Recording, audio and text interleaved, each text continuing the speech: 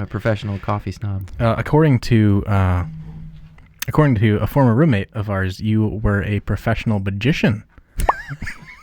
That's true.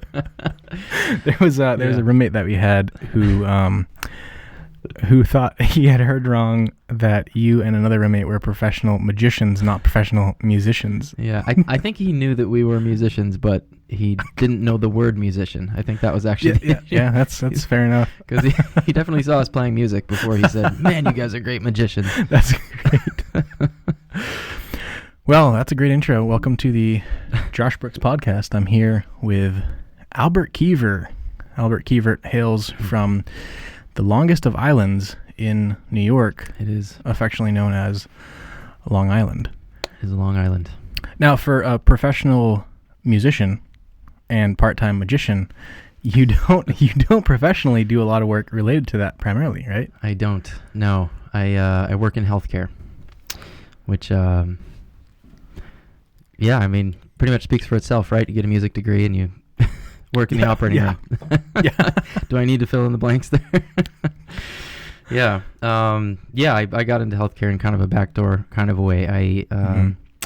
Which I guess I won't go all into that story. Sure, but yeah, I originally set out to go to music school and wanted to become a rock star, a Christian rock star, you know. Praise the Lord. Sanctified rock star, if that's a thing. Sanctus real. Sanctus real Sanctus. But it's hard to pay the bills with music, so had to find something else. That's cool. Yeah. I had mentioned on a previous episode that you probably shouldn't go to school for liberal arts, because that's what I did, and about the best you can do with that is start a podcast. So it's you do a lot of artistic things. It's so working out pretty well. Yeah. How did you get started in music? What was your first exposure? Let's see. I think when I was in 5th grade, started playing the trumpet in 5th grade band. Cool. So that was my first instrument. Well, unless you count the recorder. You remember those things? The little plastic flutes? Yeah. I don't think anyone can play those. Crossbones. We'll put a little picture in there if anyone doesn't know what a recorder is. Yes. Yeah, it's kind of like a flute that is never in tune. So. That's a really good description. Yeah. So I don't think I ever learned how to play anything on that. Actually, when I was really little, I had one of those little pianos. It looks like a xylophone, and every key has a certain color. Yeah. And I remember that was actually one of my favorite toys. That's cool. As a kid. So I learned, they had like Mary Had a Little Lamb or Three Blind Mice or whatever. And so I Twinkle Twinkle, the classics, Right. And so it, I just kind of followed the color, matched the color to the sheet of paper. I didn't know the difference between a quarter note or a half note or anything, but I could tell if there was mice on it, like, oh, this is probably Three Blind Mice. So this has a picture of stars. I guess maybe that's Twinkle Twinkle. So, but I remember like really trying to jam, on like I would kind of learn the basic melody, and then I would just kind of like try improvising a little bit, and it's all in one key, so it all kind of sounds good. So I was like, that's so funny. I am a great magician. I got to be honest, I'm having a very hard time not sharing so many inside jokes right now, but I think I have to share. It's applicable. It's a good story. We can expound on it. But there was some sort of really fancy banquet gala for some very rich people that you played at. And yes. Yeah. Would you like to share? Yes.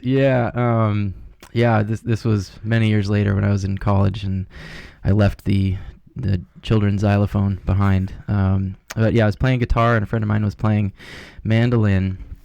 And I was going to this college in Santa Barbara that was in this like really exclusive neighborhood in Santa Barbara, and there was this really wealthy family that I think had one of their kids went to the college that we went to. So they were like, hey, do you they reached out to the college, do you have any musicians who could play for this private party that we're having? And so somehow I was contacted, and my friend Andy was contacted, and we get, we go up to this mansion that's on a hillside, and these people, it's totally we're like not in this class of people at all. It's like all these like really well dressed, kind of nerdy. I don't, can I say like just nerdy white people, like nerdy rich white people? That's acceptable. And like I just remember like I don't know, they just were full of dad jokes and very socially awkward. And anyway, the point of the story is we were hired to play for this private party, which we didn't know it was going to be like hours and hours long. Like they wanted us to just like sit by their fountain outside and just play music as people were hanging out and talking, to kind of create an atmosphere. So I knew a total of about maybe an hour's worth of music. So eventually, you get to the end of an hour and everyone's still there talking. And it's like, I guess I'll just go back to the top of the lineup and keep playing stuff. So 2 or 3 hours into it, we've played everything through 2 or 3 times. And so then we're like, I guess we just got to start improvising. So we started playing Three Blind Mice. Then I just kind of played the chords, and then Andy just kind of would, go off on the mandolin, and we played. That's so we, good. learning some of those children's songs, that it doesn't go to waste. Yeah. So I'm assuming your repertoire includes more than Three Blind Mice at this point, right? Yes. Yeah.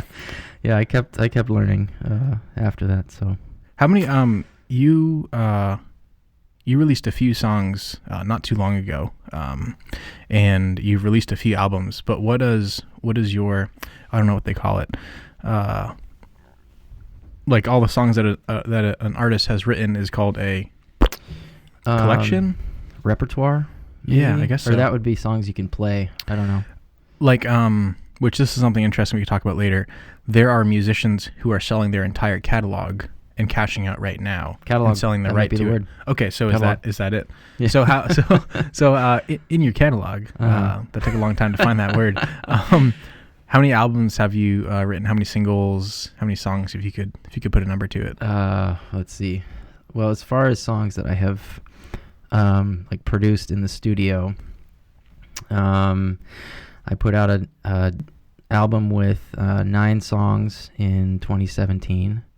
And then I put out another 5-song EP in 2022, I think. So it's not a lot of math. 14. Okay. All right. Yeah.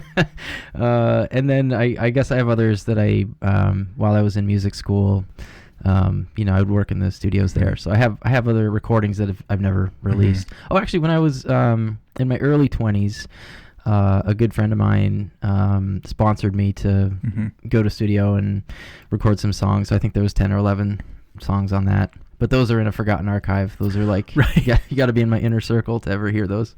Well, being in your inner circle, because we found this information out by doing research earlier, there is there is a song on that album about scuba diving.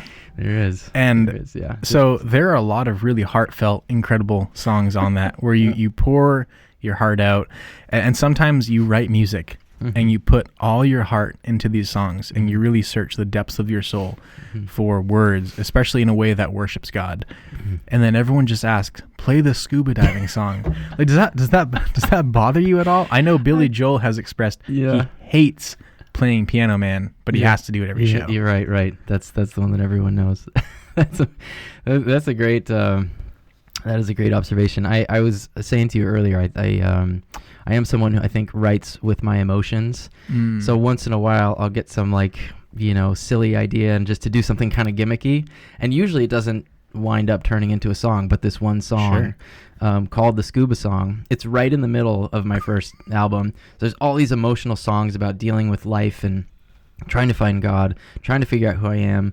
Why are girls so challenging? Right. And where am I going in life? What's my purpose? All these really deep things I'm trying to figure out. And then in the middle is this song called the Scuba Song. So so the story is when I was in high school, I was dating this girl named Laura, and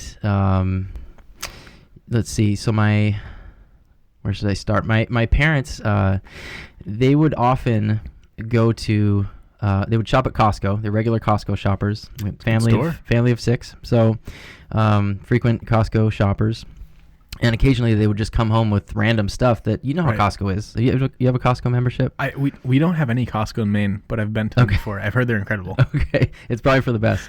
So you walk into Costco and it's like, oh, I didn't know I needed that, but suddenly it's in my house because it was on sale, and it's at Right. Costco, so it's probably cheaper than I could find it anywhere else. So, so my dad genuinely has like a background in scuba diving. He studied marine biology in college, and later went on to become a dentist. But anyway, so he wanted to get my mom into scuba diving at some point. It just so happened they were at Costco that day, and they had wetsuits and fins and snorkel masks and all this scuba gear on sale. Yeah.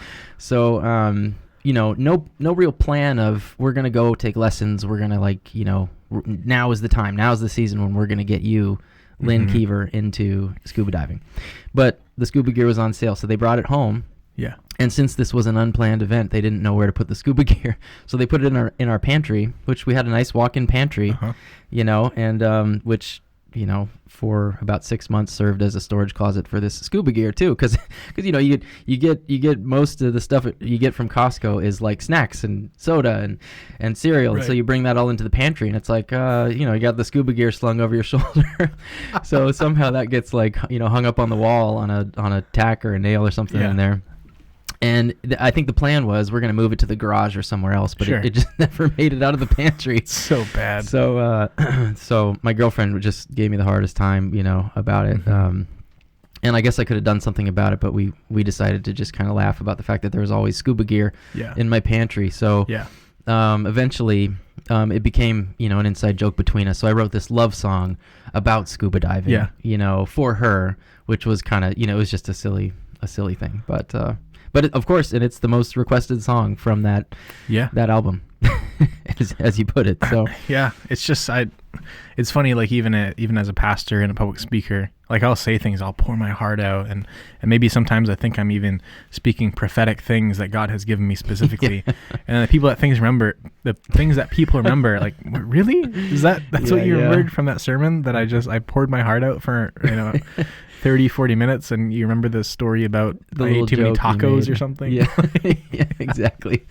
Yeah, or they remember your mistakes or something, right? Right, It's like, right, oh yeah, exactly. that was when your voice cracked. It's like, Yeah. thanks. It must be difficult in some ways to put yourself out there, especially in a medium that is so concrete. Like, especially when you release music online, you can't just unrelease it. It's out there for people to listen to. When you released albums or CDs, they exist. That's why people know about the scuba song. I'm sure they could look it up and find remnants of it. Yeah, maybe. And so is it Maybe I'll I'll see, put it out I'll there see if I can somewhere. find a link. Okay. We'll drop it in the bio. But is it ever hard to know what to say or what to write? Do you feel like you overthink things when you're writing?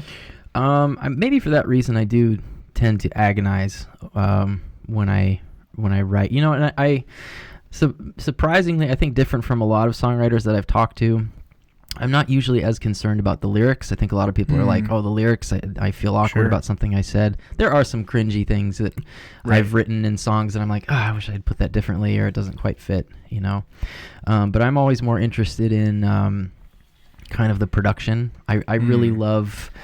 I will always go for even when I'm listening to music, consuming music, I will listen to a studio recording over a live recording, because I like hearing what people, come up with in the studio to realize their song. It's like it's like a painter's palette, So you choose a specific brush, you choose a specific width of the brush, a type of paint, what goes on first, how to mix the colors, whatever. So, that's kind of that's what I want to last, is actually kind of the little production elements that are put in there. And a lot of it happens by accident, Right. You do plan a lot. Like I will have a lot of ideas when I'm producing something, and I just but a lot of stuff just comes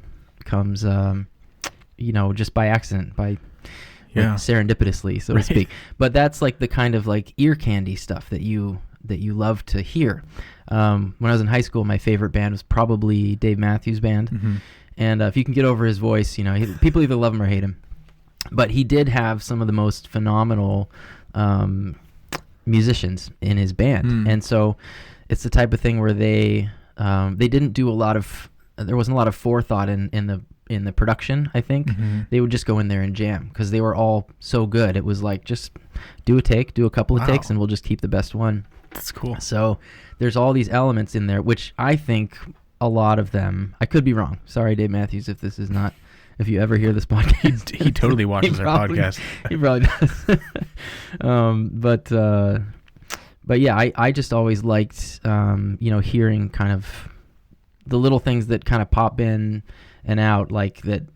It just happens once in the whole song, Sure. just something that's interesting. Right. I'm not as big a fan usually of pop music or top 40 music because it's very blocky. And, maybe they add certain layers throughout the song to make it build or whatever, but you don't get all those little, I don't know what you'd call them. Just these little like kind of flyby sounds that kind of come and go, or just make it like interesting. Yeah. Make it more human rather than like something that a machine made. I don't know. Right. Yeah. Well, even like I really enjoy one of my favorite groups to listen to right now, and kind of always has been, is Passion Music. And I think one of the reasons why is because so much of the music they release is live. And so you get these little ad-lib pieces of one of the worship leaders saying something specific for the group that day at the conference, or things might be done in a different way, and it doesn't feel like it's just like, okay, verse, chorus, verse, chorus, verse, chorus, we're done. Yeah.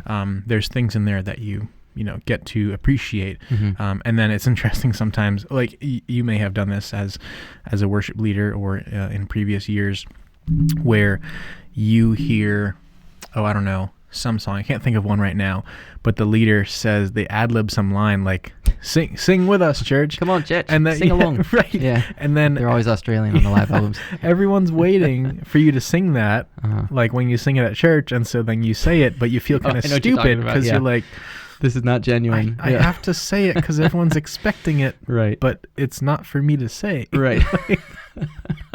I'm quoting someone right now. You almost have to quote them or subtitle or something. Yeah. Worship music is kind of interesting. It's always changing. There's a lot of it out right now. I feel like when kind of in our generation, when we were growing up, you get what you get. You learn new worship music because you hear it at church. But now, I mean, there's probably hundreds of worship songs being written every month, and the church only meets typically once, maybe 2 or 3 times a week. And so there's only so much music you can put out there. Right. Do you find there's any particular differences from a musical or a music theory value in worship music and secular music? That is very interesting. Well, I think my view on worship music has changed over the years. I think I used to not care so much for worship music because I thought it was very simple. It was missing a lot of that ear candy type stuff, and I felt like a lot of contemporary worship songs were just trying to take that pop top 40 model, right? And okay, now we'll do it Jesus style, and it's like, all right, well, I just heard that song, like Katy Perry just wrote that song, and you just it's basically her song, but you just threw Jesus instead of some guy in there, right. But actually I don't know, it some of it has to do with how God has shaped my heart for worship as well. Like worship is something that we do with our hearts, and in our lives. It's like praise, singing is a part of that. But yeah, worship is like a worship song that is written for a church. It's okay if it's kind of simple. It's okay if it doesn't have all this flashy stuff because, when you're playing worship music for the church, you're not playing it for a bunch of musicians necessarily. You're playing it for worshipers. So, and not all worshipers are musicians. A lot of worshipers they want something that's catchy, that they can remember, that's maybe repetitive, maybe to a musician annoyingly repetitive. Yeah. But it's like, well, that helps that person worship. And so, I can't remember what epistle it's in, but there's a little phrase, to the pure, all things are pure.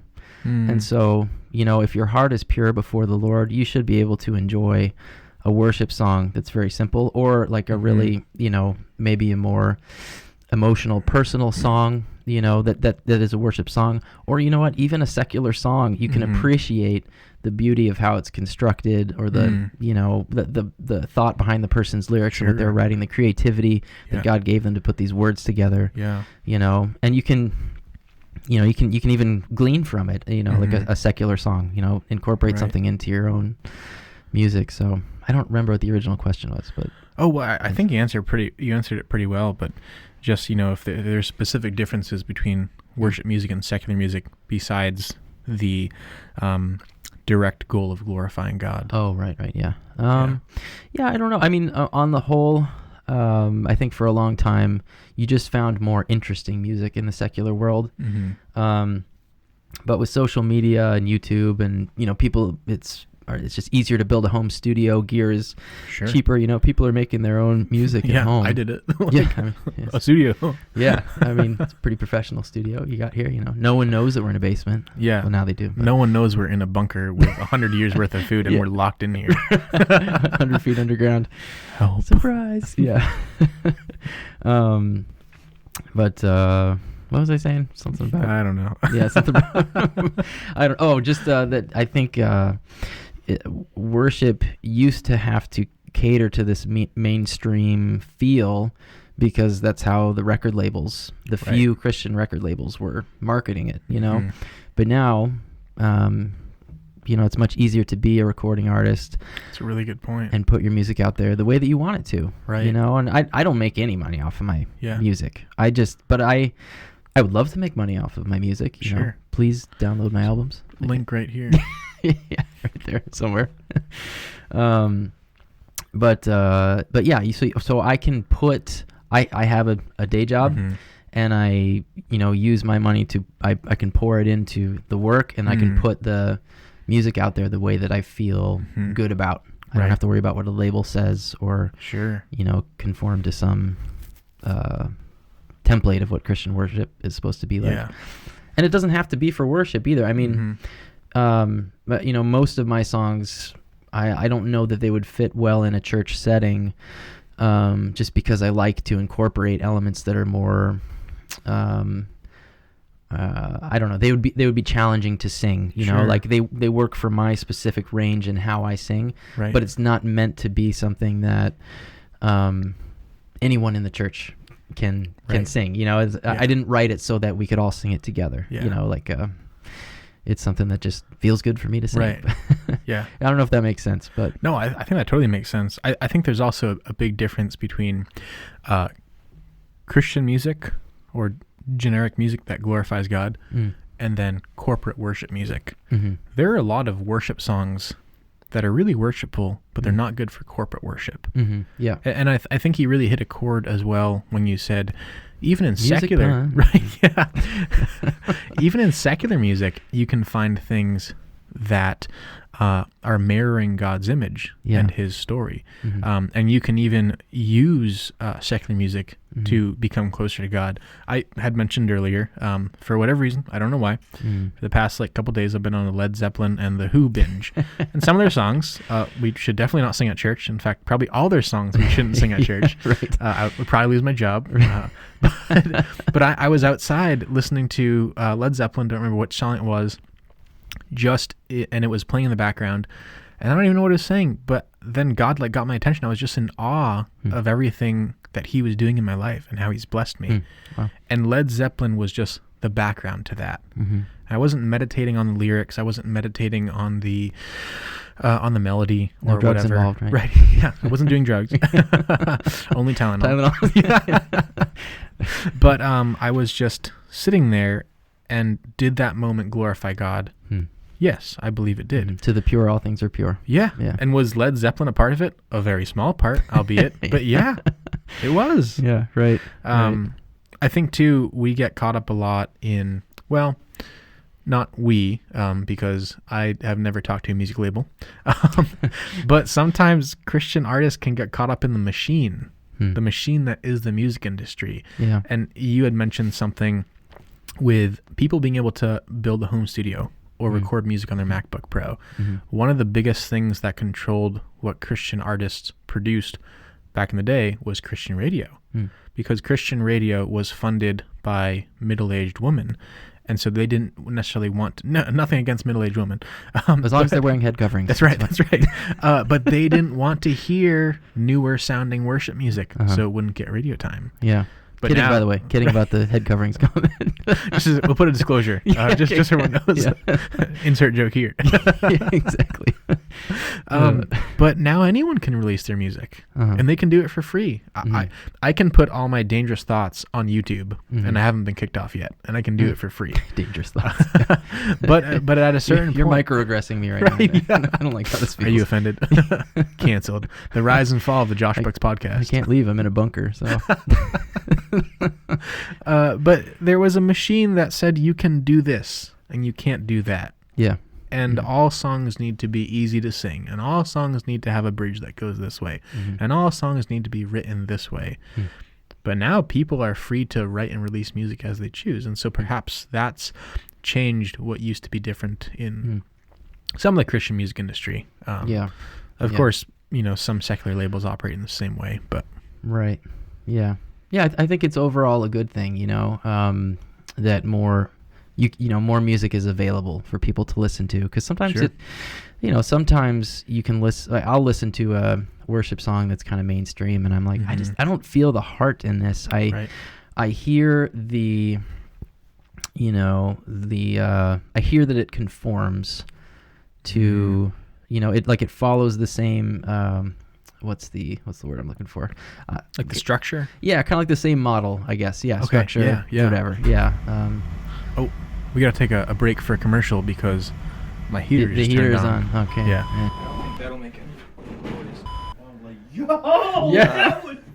So you've been involved in church worship ministry for quite a while, right? Yes. Yeah. Probably close to 20 years. Wow. Or so. Yeah. That's awesome. Wow. I'm a little embarrassed to say it. Time goes. No one knows how old I am. Well, you started when you were 5. So. Yeah, exactly. I can't believe it. I remember the first time I was given an opportunity to lead worship. And it was pretty nerve-wracking. Yeah. It was pretty transformative, though. It was really cool.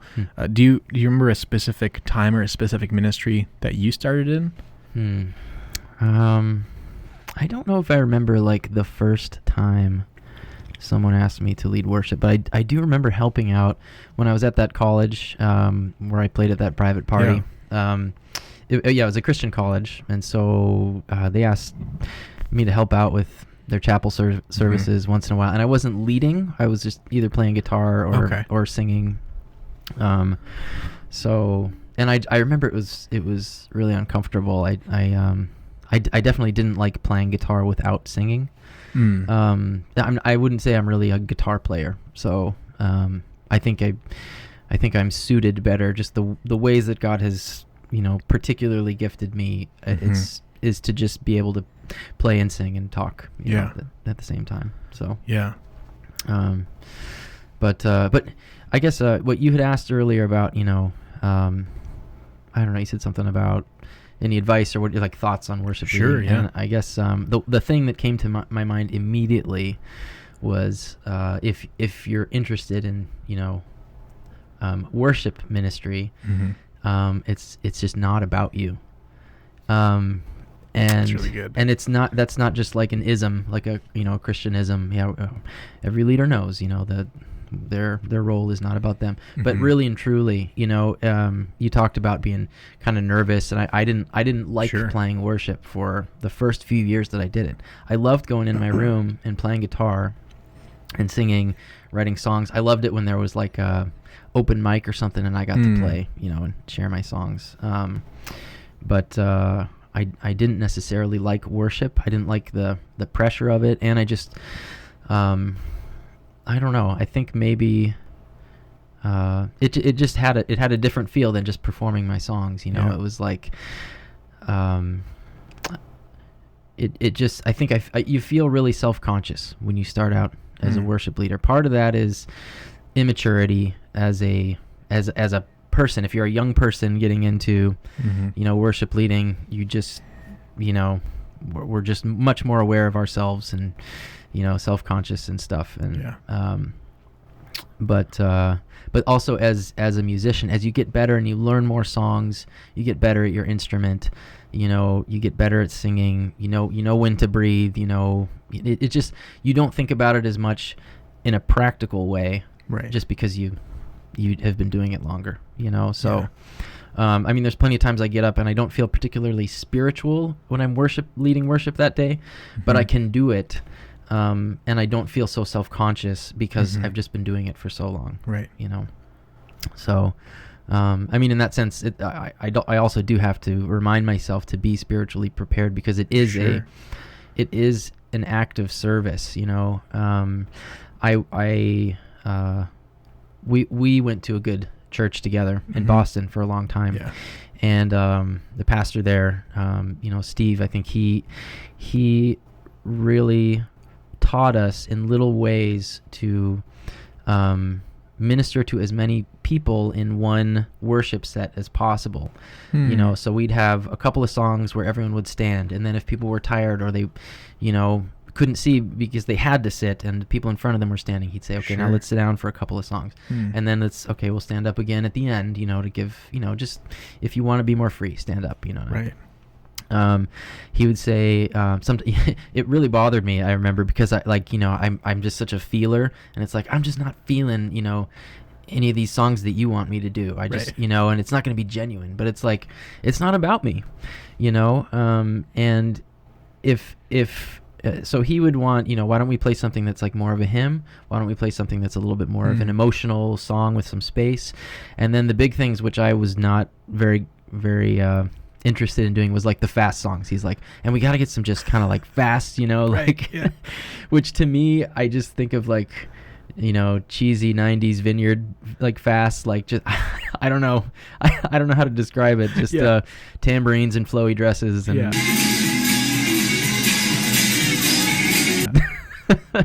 like I just I like a lot of the faster songs. I'm just someone who likes to take in the words, take in the space, and sometimes with a faster song I feel like I'm more just trying to keep up with it. Yeah. And if you're leading with a band, and you're trying to hold everyone together, and a lot of times on a worship band you're not everyone is a musician, they're volunteers, Right. and they're doing the best that they can, and so you're just kind of hoping that the song holds together, and sometimes it doesn't. Yeah. To the pure, all things are pure. I have been in situations like that where the song does not hold together. Yeah. And it's hard. It's hard. It's very hard. It is very very challenging. I definitely know that God has used situations like that to humble me. And in the moment, like right when it happens, it's like, oh no, like please, like get back on beat. What is going on? Right. You're in the wrong key. Right. There was actually a few Sundays ago, we were playing a Casting Crowns song, and it just didn't go right. It was like a samba version of the song, like where I don't even know how to explain it. How we accidentally played Casting Crowns as a samba song, and we could not get it back. And so we were just like, well, I guess we'll just go with it. We're here. That's pretty awesome. We'll make the best of it. You should. I hope Casting Crowns got word of that somehow. They should come out with a samba album. Yeah, it is interesting though. How you mention, just kind of in general, how sometimes we can overthink worship, or sometimes we can feel like it's all about us, and it puts a lot of pressure on us, and we can put a lot of pressure on ourselves. And I guess that's really the biggest part, that we remember it really is all about God. And there are some songs that I love, but they just wouldn't work great at our church. And there are some songs that I love that work really well at our church, but maybe they're not my absolute favorite. And it really is about ministering to the congregation. I think one of the biggest parts that worship leaders miss is that it's about leading the congregation. It's not about you singing good or singing well. It's not even really, and I don't think the podcast is big enough for me to get in trouble and get taken out of context. But I'm thinking this out loud, so it might not come out the right way. It's not even about you glorifying God. Wow, yeah. It's about leading the congregation so you can glorify God together. Because a lot of times I'll be up there and I think, wow, this sounds so great. This must be really glorifying to God. And he's actually Right. like, well, nobody can sing in this key, so Yeah. not really. I was going to mention that actually. That's another thing that Steve would address. He'd be like, Mhm. that song was too high. I have a Yeah. higher range for a guy, Right. you know. So oftentimes women have an easier time following me Uh-huh. than guys do. So I have to like drop it down, you know, a couple keys, which is it's less comfortable for me. Sure. I can't project as well. I don't think my voice sounds as good, but more Mhm. people can sing along, Right. you know. So. Or I guess if I go too low, then the ladies can't sing either. Right. But, yeah. I mean, a lot of it goes, you know, into what Paul says, I believe, in 1st or 2nd Corinthians, just about ministering to the weaker brother. Mm-hmm. And like, if your brother is weaker, and perhaps if he's offended by a certain group, then maybe don't play that group. Mm-hmm. If a brother is Right. weaker and maybe they're not that skilled of a singer, then Mhm. perhaps sing some easier songs. Mm-hmm. And there's definitely a point where you have to stand up and say, no, this is the direction that our team or our church is going. Mm-hmm. There's definitely a point where you might have to say to someone, you really can't sing, so you probably shouldn't be leading worship this Sunday. Like, Yeah. you're actually being a hindrance to the ministry. Right. But a lot of times in general, it's really about putting our own opinions aside to minister to the body of Christ, Mhm. so we can glorify him together. Mm-hmm. Yeah, and I tend to defer to the pastor, at least in my church, Smart. my particular Yeah. church. Not all churches are necessarily this way, but I consider my pastor at my church kind of the head worship leader. He's not a musician, Sure. but sometimes he'll be like, hey, this song, it's I don't think it's taken us in the direction that we needed to go. Other Right. times he'll be like, like Steve would say, we need more fast songs, Right. or we need, there'd be some other element that he'd want to introduce. Yeah. But yeah, I think it's okay to both minister to the congregation and to challenge them once in a while. Like you were sharing with me in the car earlier about, there were a couple of songs that had some poetic lines in it, Right. right? And sometimes that can be hard for someone with a more traditional background to digest. They're trying to take in this like poetic concept of what was the line in the song that you had said? It was a song called Move Your Heart by Uh-huh. Maverick City Music, Mhm. and it said, I want to waste my hours Right. and my days on you. Yeah, exactly. And so so if you're talking about wasting your hours and your days on Jesus, it's like you could get hung up on, just those words specifically. Like Sure. spending time with Jesus is not a waste of time. Mm-hmm. But I mean, think of all the time we actually spend wasting, Right.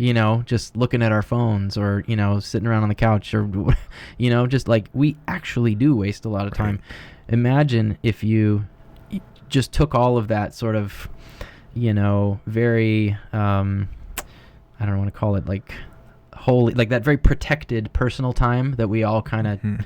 tend to just waste, and we just brought Right. God into that, Yeah. like, hey, you're here with me as I'm wasting time, as there's nothing to do, as I have a break, Right. and being able to, not challenge the congregation in a way where you're lording it over them, Mhm. like cracking a whip, but hey, you can grow in expression because, Yeah. someone else may really be blessed by that line. Right. And may feel, maybe they'll hear it and they'll be like, what, I do waste a lot of time not worshiping the Lord. What if I Mhm. wasted time with Jesus? Mm. I mean, it's just, it's kind of a silly example, Yeah. but yeah. Yeah. That's all to say, you want to serve and minister to the people by sort of, I don't want to say catering, but you want to be able to serve as many different types of people as possible, and at times bringing them into,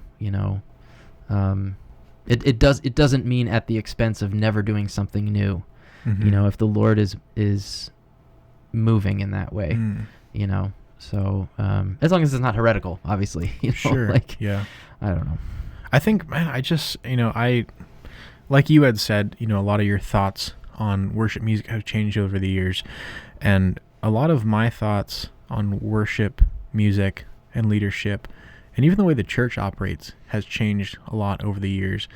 And I think sometimes at smaller churches, sometimes at bigger churches, it doesn't really matter. We kind of move the Holy Spirit out of the equation. And it's very much like, these are the songs that we sing, and Yeah, this yeah. is when we sing them, Mhm. and this is how many times we sing them. Mhm. And sometimes we don't allow room for the Holy Spirit to minister because we're Yeah. so concerned about producing something Mhm. or doing something the way that a certain person wants it to go. But I know there was a worship event I went to at a local church, and it wasn't what I expected. It was just someone singing different parts. I can't explain it very well, but they're singing different lines of worship songs just over and over in a reflective manner and kind of flowing from song to song. There weren't any lyrics on the screen, so I couldn't even really sing along unless I knew them. But it was a time for meditative worship, which I had never really experienced. And so I first get there and I'm thinking, oh, I don't know if I like this. I can't sing along. This isn't what I expected. There was only about, maybe 15 of us there, and it was kind of dimly lit. And I wasn't really feeling it, I guess. But I said, I'm gonna give this a shot. I'm gonna see what God has for me here. And so I sit, and because the room is dimly lit, people don't see me. They're not engaging me and coming over to talk to me, which was actually kind of nice. And because I didn't know all the words, I actually was able to just sit there and worship in a way other than singing. And so I sit down and I'm listening to this guy sing these lines and some people sing with him. And I start praying, I start reflecting, And I he's start just meditating. he's ad-libbing. Yeah. And I sit down praying, reflecting, meditating, and an hour and a half goes by. It just disappeared. Now, if someone told me, hey, would you like to come sit in this room for an hour and a half and just meditate while some guy sings parts You knew what was coming. Right. You knew how much you were going to have to suffer for his sake. If someone comes up and sings parts of your favorite worship songs, would you be interested? Right. No, I'm all good because I really want to be a participant and be able to sing. But I needed that so badly that day. But yeah, if they had told me exactly what it was, I probably wouldn't have showed up. Yeah. And so I'm just convinced more and more that worship is so much more than just a formula of plug this in, this is what you get, this is how it should go. Yeah, I agree. Yeah, worship is something that we're doing, internally with our lives. Worship begins and ends in the heart, and you take worship with you into praise, Right. like worship music, and then that singing and that expression. Music has this unique way. I had mentioned it earlier. I'm not sure if the cameras were rolling, but it has this ability to come in and externally draw you into worship.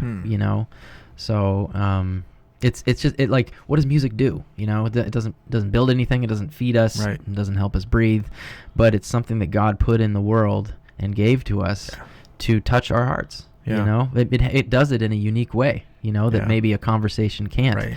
or a cheeseburger can't, or, it's just, you hear a song and sometimes it just like puts you in a state of mind that it's entirely different than when before the song started, Yeah. So that's an interesting thing that happened. Yeah. You were able to just kind of sit there and soak. You weren't trying to Right. produce something for the Lord. Actually, the environment created something in you, Yeah. and you were like, wow, the music helped you worship. Right. It brought out Exactly. that worshipful Yeah. spirit. I couldn't do anything. Yeah. Yeah, it's cool. I just think a lot of times churches and leaders are caught up on production value or how good things sound. And things should sound good. We should aim to put, good product out there. I should aim to, be a good speaker. I should aim to be a good pastor. I should aim to minister to You're a my good speaker, students by the well. I appreciate Yeah. it. But it's really not about me. I mean, I think that's really what it goes back to. If this particular episode were to have a theme, it would be worship ministry. It's not about you. Yeah. In so many ways. Right, It's right. about like you. Isn't that the ironic thing? Yeah. The worship leader is the last one on the list. Like that's who matters the least in a way. Right. Just kinda Yeah, strange. they're the one who's on stage, and it seems like they're up there. Which, unfortunately, the way we do worship oftentimes on a stage, the person is elevated for everyone to see. Their voice is amplified. Their instrument is amplified. And then all these effects are added to it. And then it's tuned. And it's Right. like, so the only thing's missing is like the wings, it's like the worship leader just like floats down onto the stage. Yeah. It's like, the way that we set it up, I think, puts sometimes an unreasonable expectation on the worship leader for himself, or herself. It's like, Sure. we're up on a stage and it's like, we know the thoughts that go through our minds throughout the week. We know the doubts that we have during the week and the things that we're wrestling with and stuff. And, and yet we're supposed to, we get up on a stage and everything's amplified and the lights are on. And it's like, we feel this expectation that maybe other people are looking at us a certain way. And in reality, they're probably not, but it's the way that we are, sometimes I think put on a stage, or just the way that it's produced, Yeah. But I have sort of a question for you, and I say it's sort of a question because it's really a statement, but I would love to hear your response to it. And I don't say any of this just to inflate your ego or whatever, but you are truly one of the most talented musicians that I know. From a writing perspective, from a playing perspective, from a singing perspective, you're also one of the most talented worship leaders that I know. You're just really good, not just in your physical abilities, but there were worship teams I played with you on where you preferred actually to play cajon instead of leading when you would have outranked every person there in ability, which a lot of people don't do that. A lot of people aren't willing to take a back seat like that. And so because of that, because of your skill, your gifting, I'm kind of surprised that you're not working full-time in that industry or in those circles like that.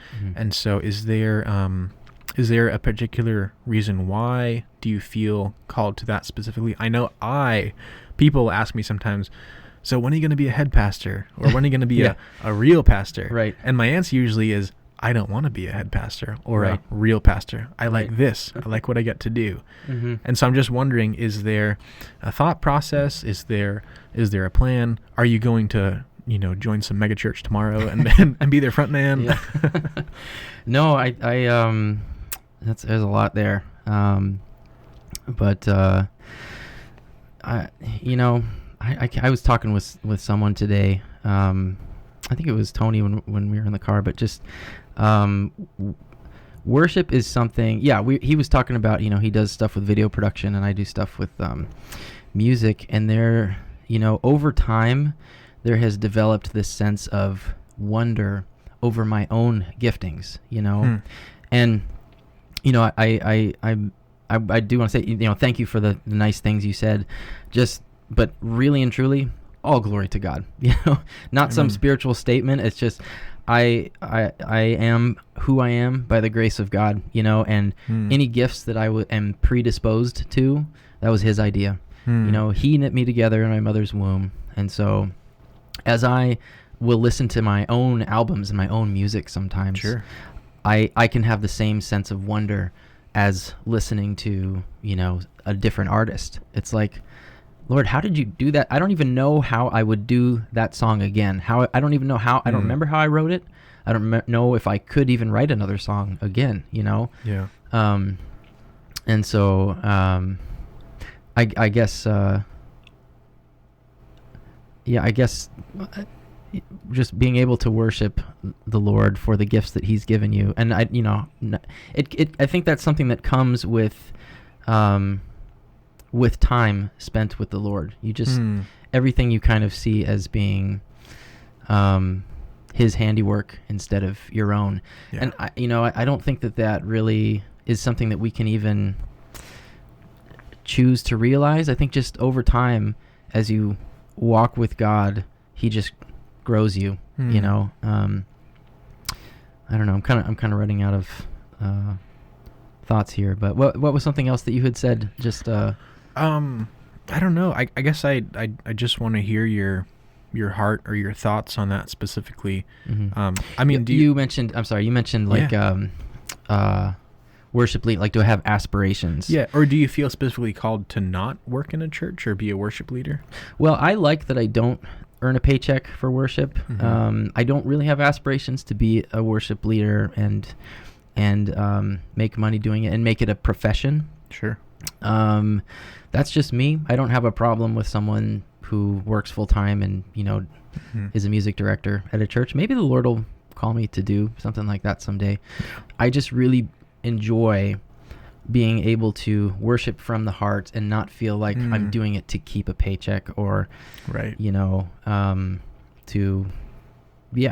or that where if I didn't do it, I would lose something. Mm. You know, I like that I always have a choice to bring it from the heart, you know. So yeah, I don't really have Yeah. aspirations to become a big worship leader. Yeah. You know, it's funny, I and my heart has changed on this so much over the years. This is an embarrassing story, but I remember one of the first times that I was asked to lead worship. I was probably 20. I'm 40 now. I was probably 19 or 20, and I went up there and I, you know, led a couple of songs or whatever, and I mean, I was probably only thinking about myself and how I sounded, and I probably just wanted to look cool, and you know, I mean, I don't think I was thinking about anyone else in the room other than I hope they like me. Right. You know, I don't think I was thinking, Lord, you know, help draw their attention to you or anything, whatever. So, and I really wanted to be. I felt that my gift was songwriting, you know, and so I wanted to be this rock star. I wanted to be a songwriter who went out and shared songs and everybody liked me and liked my songs. I wanted to have this whole image and following and stuff, and I wanted to do it in a Christian way, but it was really just like, it was my agenda. I wanted it to be about me. And I remember this girl came up to me afterwards. Her name was Marilyn. She's a friend of mine, and she like looked over at one of her friends and looked at me and she goes, "Man, don't you think Albert's going to be such a great worship leader someday?" You know, kind of saying like she could tell that it wasn't, she could tell it was, I was very new to doing it, but also like saw potential. She was trying to encourage me, you know, she was like, "Don't you think Albert's going to be such a great worship leader someday?" And I was like so offended because I was like, and this was the thought that went through my mind. I was like, just a worship leader? Oh no. Isn't that awful?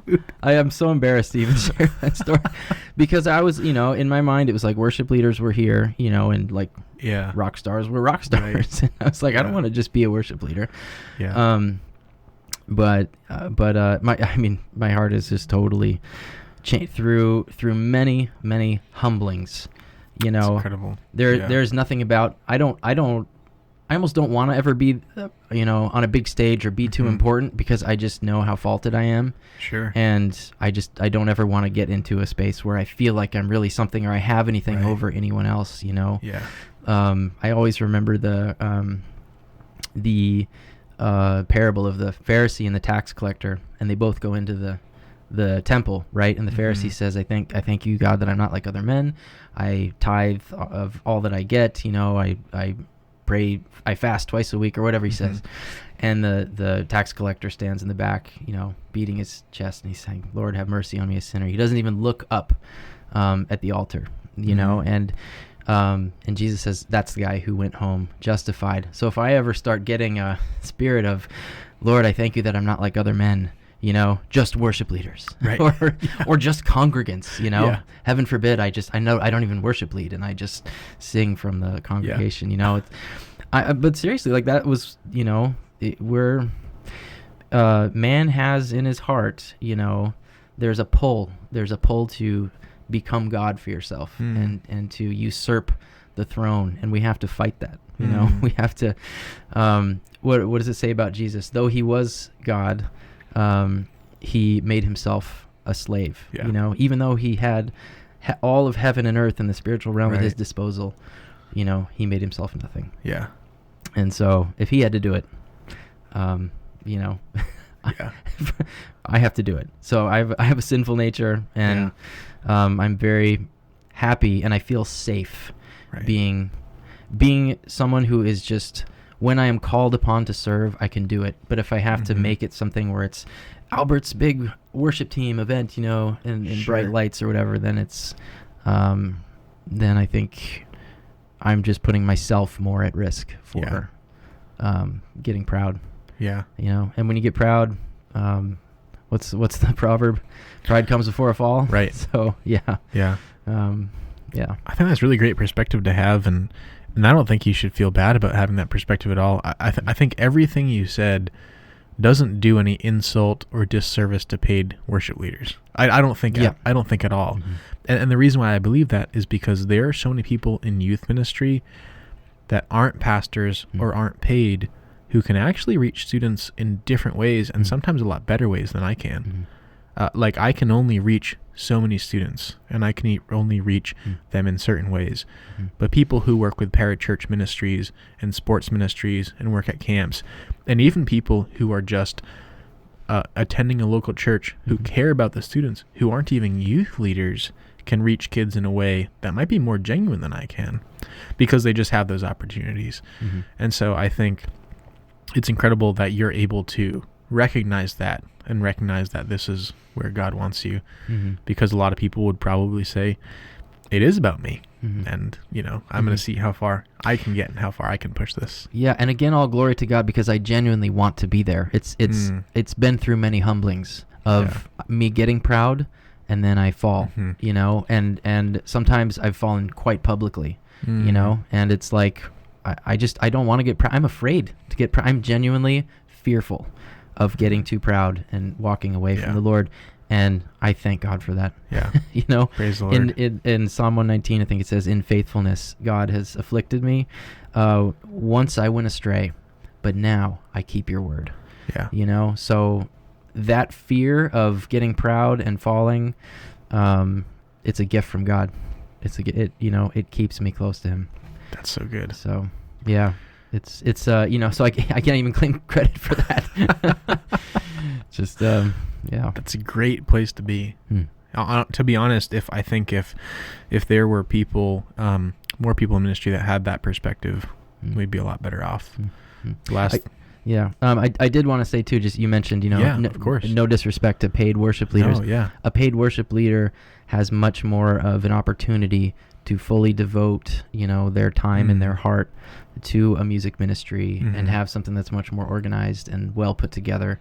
Sure. And that's also needed. I personally don't want all of that responsibility. I don't have great administrative skills. I do much better when someone else puts the schedule out there, tells me what to do, where to go, and some of it is, it's just, it's the way that I'm built. I take orders better than I give them. Yeah. So, yeah.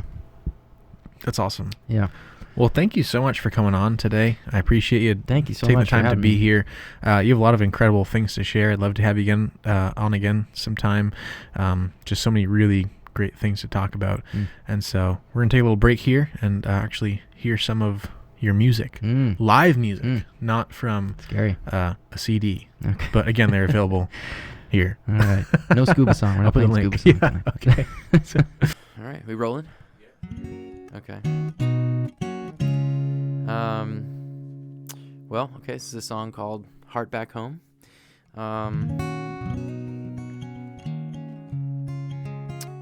What could I say about this song?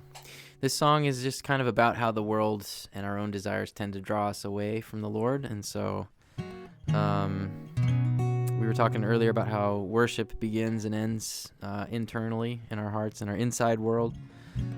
So kind of when, other things in life drag us away from intimacy with the Lord, become more important to us. It's just it's a prayer asking God to bring our hearts back home to the Lord. So, all right, let's see.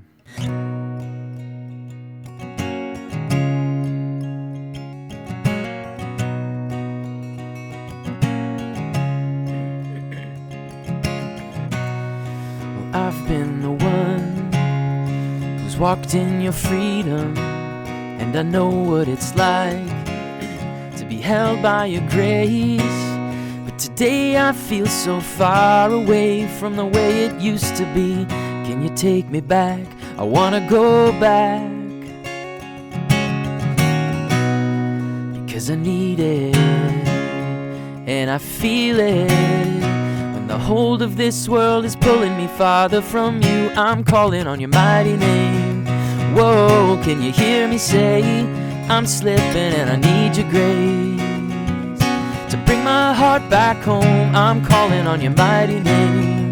Whoa, can you hear me say, I'm slipping and I need your grace to light the path and bring my heart back home. Yeah, yeah.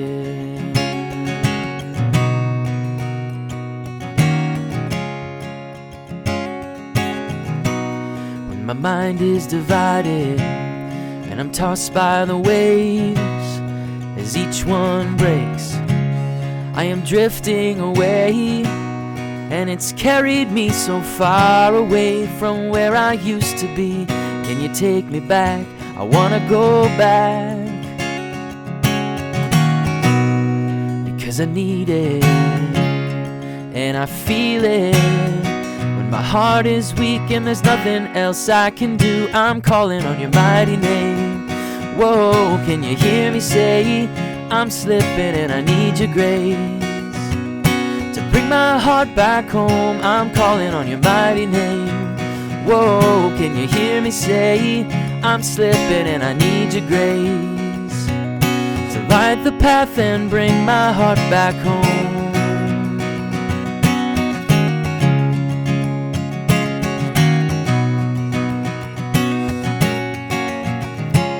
When there's nothing in my world that's making sense, I am trusting in your faithfulness. When there's nothing in my world that's making sense, I am trusting in your faithfulness. I'm calling on your mighty name. Can you hear me say, I'm slipping and I need your grace to bring my heart back home. I'm calling on your mighty name. Whoa, can you hear me say, I'm slipping and I need your grace to bring my heart back home. I'm calling on your mighty name. Whoa, can you hear me say, I'm slipping and I need your grace to light the path and bring my heart back. Oh, I know you bring me home. I know you'll bring my heart back home.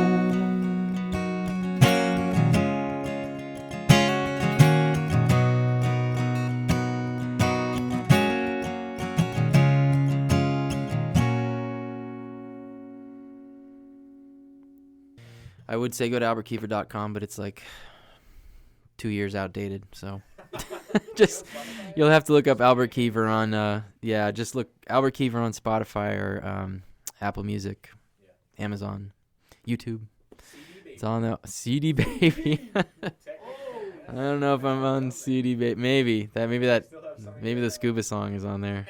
I don't think it's under my name though. It's a secret band name that I won't tell anyone. I wanna take you there to the place I saw it in my magazine, where we can pass the time. The warm white sand will make our feet feel fine, and you will look so good. A magazine clip girl from Hollywood. Let's ditch the car we're driving and go scuba diving.